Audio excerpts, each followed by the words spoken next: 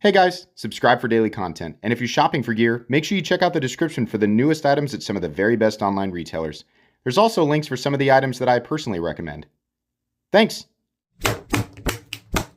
What's going on YouTube? Metal Complex here, and today I've got another short little unboxing video to share with you guys.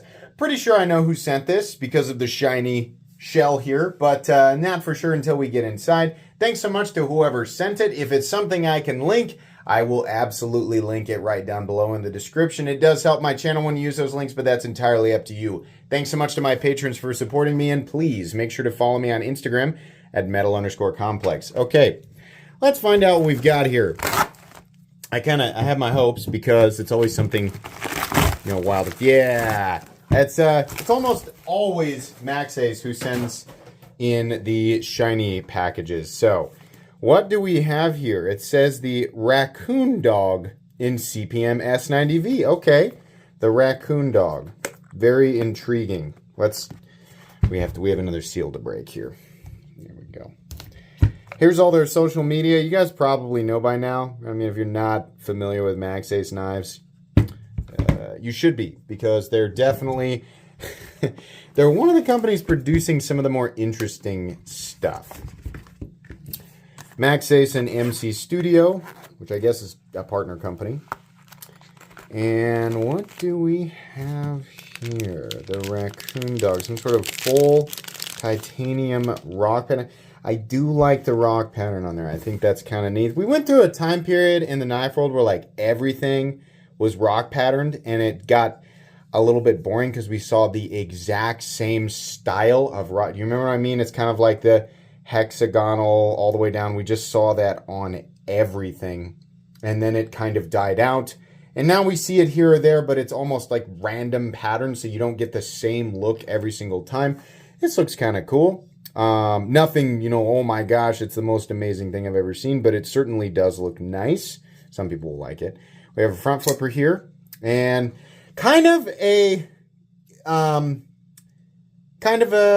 well, what is it? I mean, I gotta be careful because I don't want to get attacked by like the sword experts, right? But it kind of makes me think of, a ninja sword, right? It kind of has that aesthetic. I know there's a better word for it, but I'm gonna go with ninja sword. Kind of a, boy, there really isn't. We have a separation in the grind here. Look at this. Subtle. But they're both... Is it a subtle hollow? Boy, that's weird. It actually is a very subtle hollow grind, and then transitioning into a flat grind here out of the tip.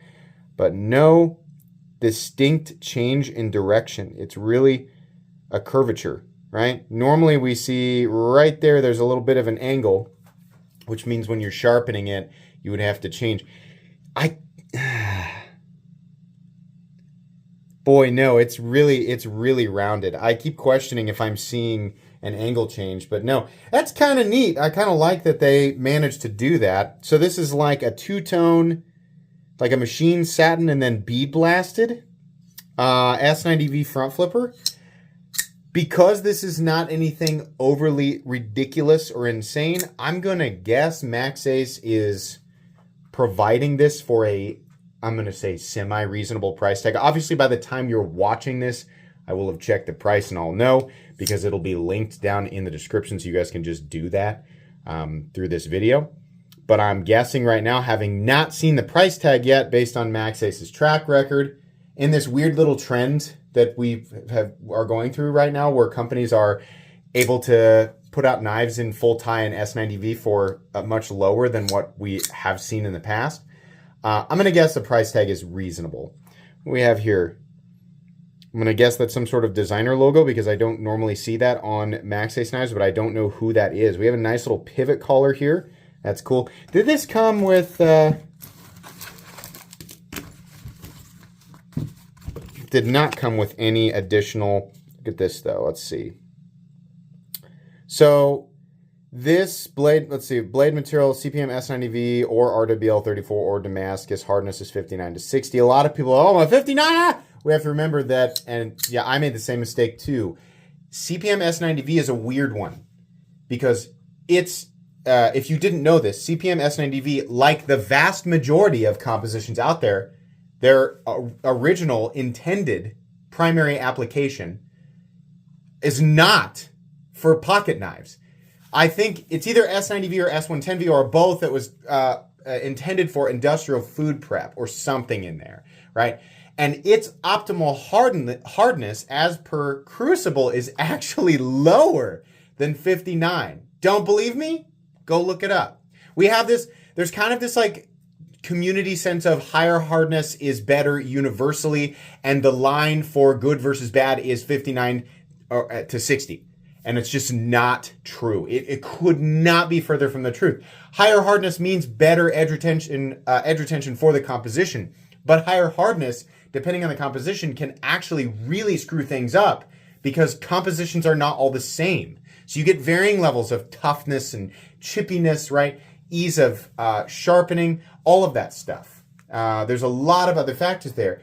S90V, for a long time, I was judging it because I was like, man, they're hitting this stuff low. I'm pretty sure S90V is supposed to be like 62 to 64. Wrong. It's actually not supposed to be that high, and it suffers from massive loss of toughness in that area and makes it really, really difficult to use appropriately when it comes to a folding knife, which again is not the primary application. So actually, I'm correcting myself more than anyone else and trying to get the correct information out there because I really screwed up by telling this to 100,000 people over the course of a few weeks.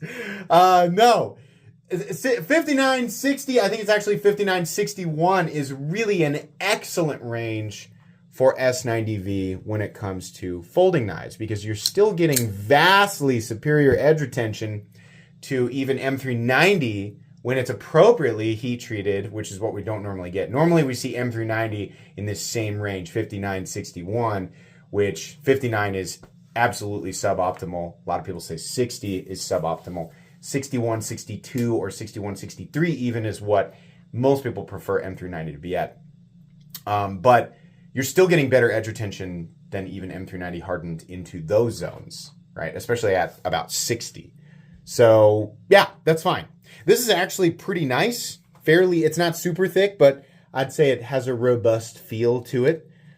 Easy access to the lock bar. I'm not always the biggest fan of knives that are front flipper only and have no other means of deployment, but that's the case here. I mean, if you're going to do that, you better make sure that that front flipper is tuned appropriately, and this one is. This is how I measure that, right? If I can open it with the side of my index finger, which is about the least safe way to open a knife. Yeah, how about left-handed, right? Why stop there? Let's make it even more dangerous, right? Yeah, sure, you can totally do that. Garage stops, which is always nice because they're attached to the blade. Instead of a single stop pin, you get an additional point of contact since we have a stop on both sides, contacting both sides of the titanium. Why is that important? Get better stability, so it's easier to get the blade centered and locked out completely with no blade play while still maintaining good action. That's generally what I've noticed with knives with this setup, but not perfectly consistent. Anyways, you'll get a full review on this knife. We're just unboxing and first impressions right now, but you know, typical Maxace, we get a full milled clip, you get a full backspacer, right? Get some extra sauce with your knives. Pretty cool. Maxace is perfectly capable of producing knives that are more of a classic shape, more of a practical aesthetic, right? Because now if you're not familiar with Maxace, sometimes Maxace does stuff like this, right? And while there's always at least a couple people going, no, there might actually be a primary there might actually be a practical application for that. Yeah, but no, not really. So I think Maxace, right? Maxace is doing this to be funny. But they are capable at the same time of producing things that are a little more reasonable, practical, right? So this is cool. I like this. I like the implication that there's also, when they say RWL34, it makes me think they have a custom variant that they have done a mirror polish on. Usually when we see RWL34, the reason that these companies use this stuff is because RWL34 performs a lot like CPM 154, which is kind of a universally accepted steel in a wide variety of price ranges because of its general performance and the fact that it's not necessarily super expensive to acquire or create, but while it performs very, very well and has, very good balance, it also takes a supreme mirror polish, which is something that, a lot of custom knife makers and companies trying to produce really high-end knives, right? They like that. And it does take despite the original cost of the material, it does cost a lot in terms of the time it takes to put a mirror polish on a blade. It costs a lot more money. So that's the implication there. And then Damascus, which, again, knowing Maxace is probably damaged steel. So if they don't already have special variants of this available now, maybe that's an indicator that it will be in the future. Or this is just a generic card, and they sort of print the same options on everything, and then they just say what this is specifically. I don't know. Cool, though, and we'll get a full review of this here in a couple of weeks, something like that. Thanks again to Maxace for sending this in. I'll absolutely link this guy down below. Please make sure to follow me on Instagram at metal_complex. If you enjoyed this video, leave a like. If you'd like to check out my other content, I do, of course, have lots of videos of knives that are either expensive or inexpensive that I do or don't like, so check those out. And if you enjoy all my content, go ahead and click on that Metal Complex logo right there and subscribe because there's definitely more coming. Thanks again for watching, everybody, and have a great day.